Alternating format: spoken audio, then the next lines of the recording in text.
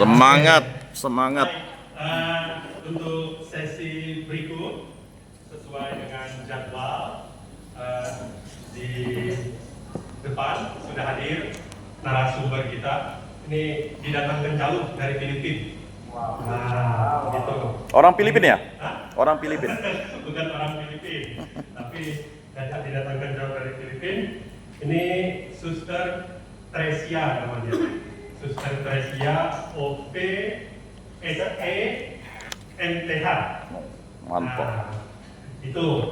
Kemudian saat ini beliau sebagai dosen di Universitas Katolik Santo Agustinus Hippo di Ngabar.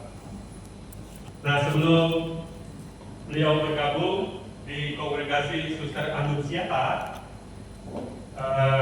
tahun 2002 sampai tahun 2004, beliau bekerja di perusahaan sebagai akunting, ya kan?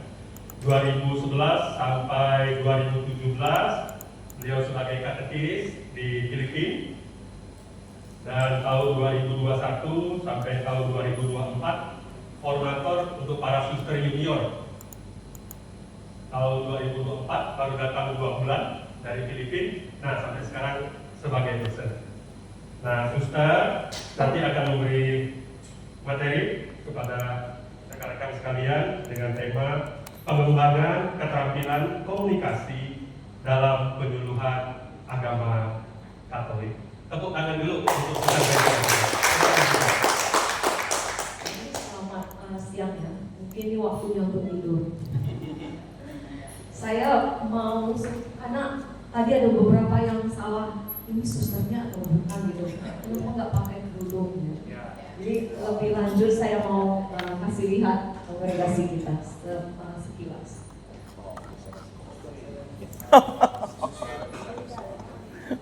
Aduh, masa Pak Agus mau masuk suster? Masuk brother boleh?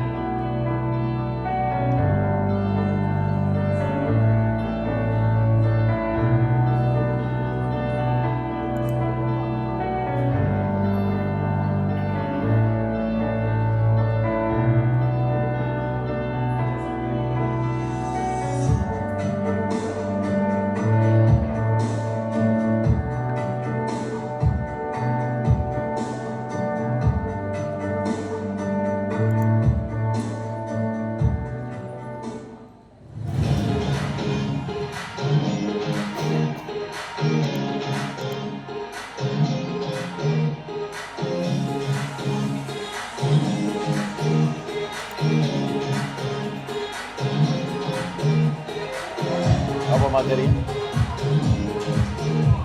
Pengembangan keterampilan dalam komunikasi penyuluh.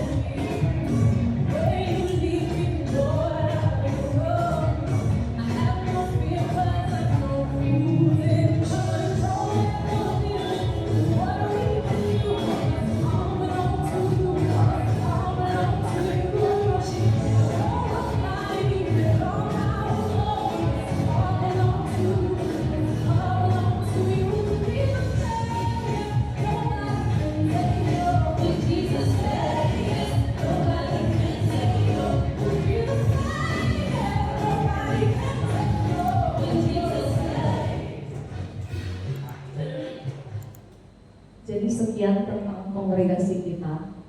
Jadi nggak pakai jubah karena dulunya waktu pendirian kami itu masa perang sivil di Spanyol, dan mereka yang berjubah itu biasanya dibunuh. Jadi uskupnya berkata kepada pendiri kami supaya tidak pakai jubah. Dan akhirnya setelah berapa lama kita pakai jubah. Setelah Konsili Vatikan yang kedua, akhirnya terbuka lagi dan tidak pakai jubah. Tapi saat kaul masih pakai jubah dan Tuhan hari besar. Baik. Jadi itu penjelasannya. Oke. Sekarang kita sebelum mulai mungkin lebih bagus kalau kita mulainya dengan semangat dan enggak tidur, enggak. Makanya saya ajak semuanya untuk berdiri. Kita akan melingkari di sini, melingkar sampai sini, melingkar dari sini ke sini. Oke. Jadi kalau ada kata jalan harusnya muter. Jadi jalannya dulu ke kiri dulu jalannya, begitu dengar jalan, jalannya ke kanan, jalan lagi ke kiri lagi. Jadi kalau lagunya mengatakan jalan, dan jalan lagi, jalan lagi. Oh, balik ke depannya apa? Tapi jalan. Keluar ya? Jalan. Dari sini. Dari sini ke sini. Yang ini kosong. Jadi kayak lingkaran. Lingkaran Bu. Sana ke sana. Ini kosong.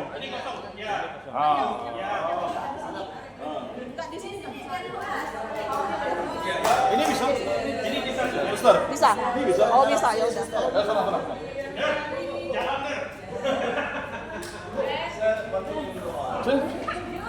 Geser. Jadi kita itu mau jalan beserta Yesus.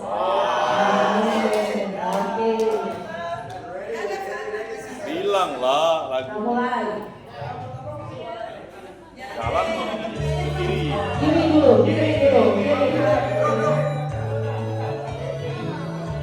Belum. Jalan sertanya setiap hari, jalan serta Yesus selamanya. Jangan suka, jangan duka,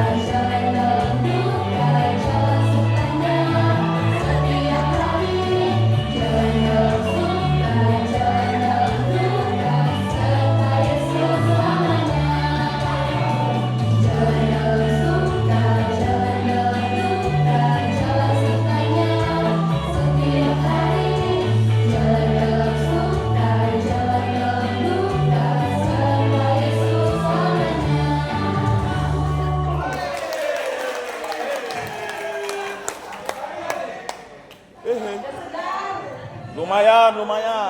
Puji Tuhan. Oke.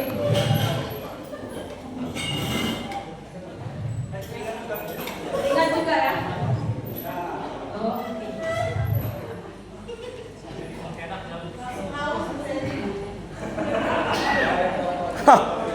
Hahaha.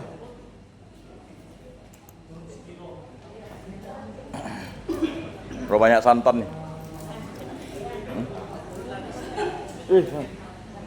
Nanti ya.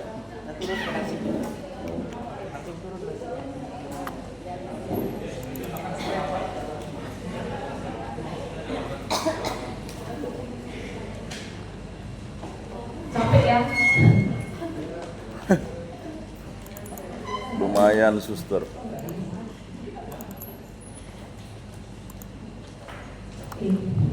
Jadi judulnya yang diberikan kepada saya itu temanya pengembangan keterampilan komunikasi dalam penyuluhan agama Katolik.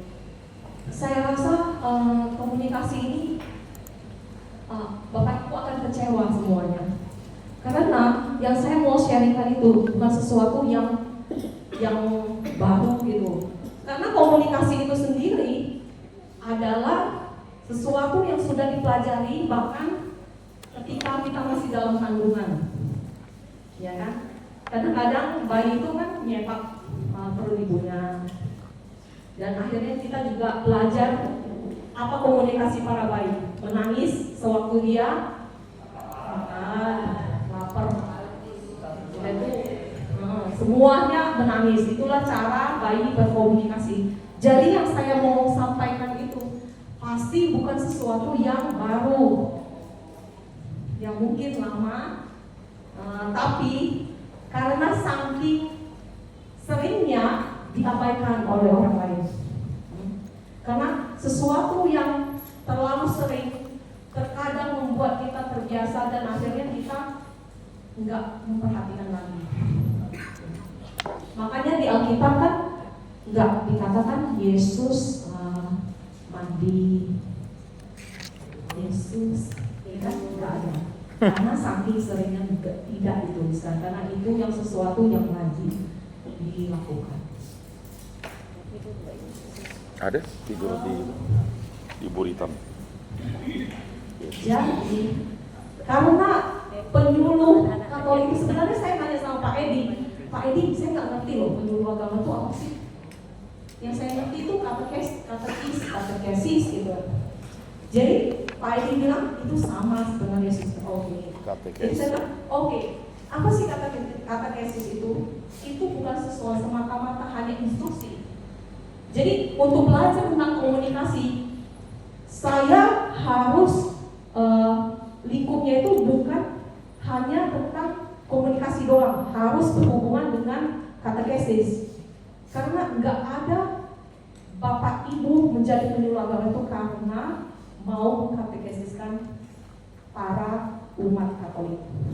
Nah, nggak ada, tidak bisa berbicara komunikasi dalam marketing, betul tidak?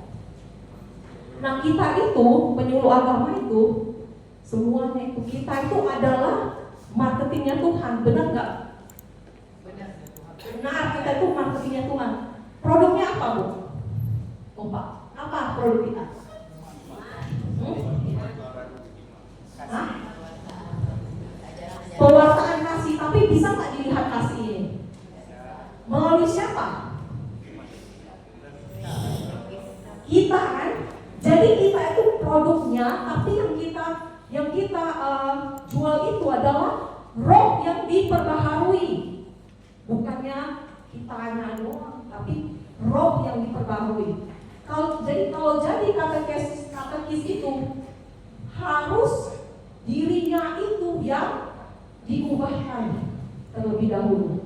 Tidak bisa mengubah orang lain tanpa kitanya diubahkan. Nah, komunikasi yang paling kita bisa dengarkan itu, yang menyentuh hati kita itu adalah komunikasi yang disampaikan dengan ketulusan hati.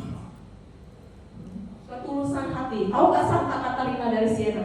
Saya di sini Santa Katarina dari Siena karena saya menikah. bereskan Kak Katarina.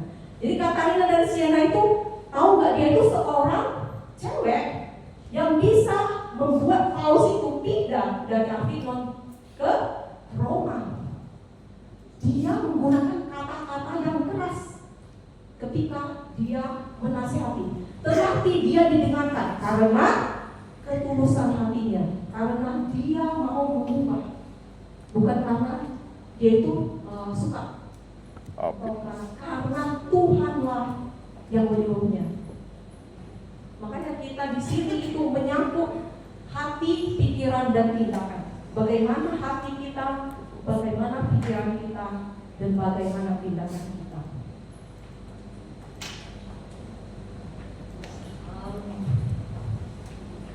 Jadi pendidikan agama yang baik itu harus berhubungan dengan perkembangan kita sebagai manusia.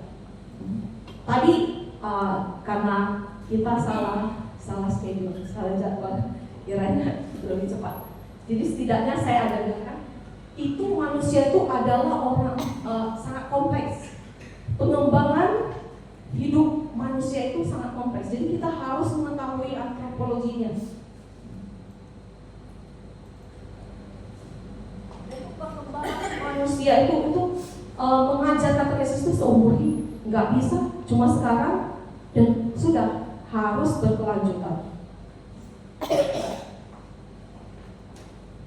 Jadi pikiran itu, perkembangan manusia itu pikiran, perkembangan kognitifnya. Jadi menurut awal itu sensori. Mengapa saya mempresentasikan perkembangan manusia? Karena yang menjadi audiens kita itu bukan hanya orang tua, betul tidak? Ada juga yang anak-anak, ada juga orang muda, ada juga orang tua. Nah, kita harus mengetahui apa sih latar belakang mereka. Makanya kita harus mengetahui apa sih yang dibutuhkan pada saat perkembangan manusia yang remaja. Jadi itu tahap awalnya sensori motor indera. Jadi bayi itu sangat dengan pergerakannya, kalau disentuh, kalau itu mereka pasti bereaksi. Yang kedua itu remaja. Remaja itu sudah punya pikiran yang lebih padat, terarah dan dapat mengatur diri sendiri. Jadi mereka sudah berpikir secara abstrak. Kalau yang kecil pasti nggak tahu apa-apa. Jadi abstrak mereka. Jadi cara kita berkomunikasi harus sesuai dengan levelnya mereka. Nah, bagaimana kita menjangkau remaja itu harus melihat bahwa mereka itu masih punya keterbatasan antara pikiran dengan sebab dan akibat. Tidak bisa ngomong ke remaja seperti ngomong ke orang tua. Jadi itu perbedaannya komunikasi di dalamnya. Yang ketiga itu masa dewasa awal, itu pemikiran logisnya sedang berkembang ya, sedang berkembang. Dan keempat itu masa dewasa, ingatan sudah mulai berkurang. Jadi udah umur ke 45 ke atas, udah mulai lemot, otaknya udah agak lemot. Hampir lemot.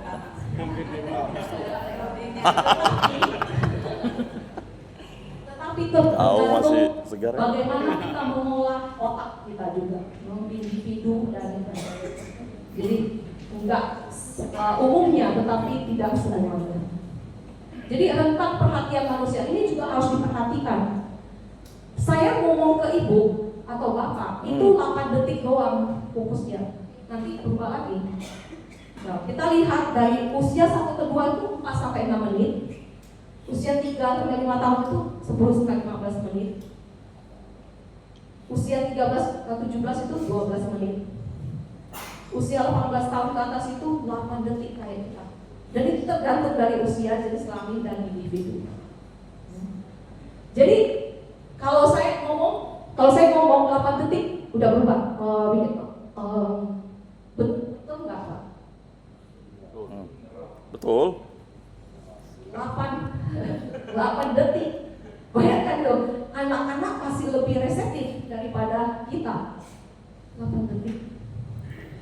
Kalau 60 ke atas gimana? 8 detik lah. Udah tergolong dari 8 tahun. Aduh, robu. Tidak berdetik-detik. Jadi berdetik lawan detik. Jadi ini di pikiran ya, pikiran. Tadi pengembangan pikiran, dari pikiran dalam tujuan akhir kita ini adalah rencana pelajaran. Bapak kalau ngajar katekesis ada nggak rencana belajarnya? Ada dong. Ada kan? Cara nyampaikannya? Ada. Ada juga. Apakah efektif? Efektif. Tidak selamanya, tergantung situasi ya. Oke. Jadi ini saya bilang saya sampaikan ini.